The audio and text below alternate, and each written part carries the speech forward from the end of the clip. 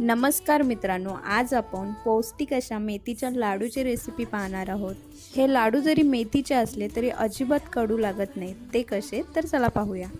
सगळ्यात आधी खोबरं लालसर होईपर्यंत भाजून घेणार आहे। त्यानंतर मखाना, काजू, बदाम, अक्रोड, डिंक आणि खजूर साजूक तुपामध्ये फ्राय करून घेणार आहे। त्यानंतर सगळ्यात मेन प्रोसेस म्हणजे गव्हाचं पीठ आपल्याला लालसर होईपर्यंत स्लो गॅसवरती भाजून घ्यायचे। हे पीठ भाजायला आपल्याला 15 ते 20 मिनिटं आरामात लागतात। पीठ भाजताना आपल्याला सतत परतवत राहायचे। पीठ भाजून झाल्यानंतर मेन इन्ग्रेडियंट म्हणजे मेथी घालून घेणार आहे। मेथी मी रात्रभर तुपामध्ये भिजत घालून ठेवलेली होती।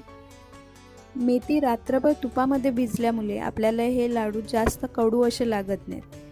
त्यानंतर फ्राय केलेले सर्व इन्ग्रेडियंट्स आपल्याला मिक्सरमध्ये वाटून घ्यायचे आहे आणि हे सगळं एकत्र करून घ्यायचे।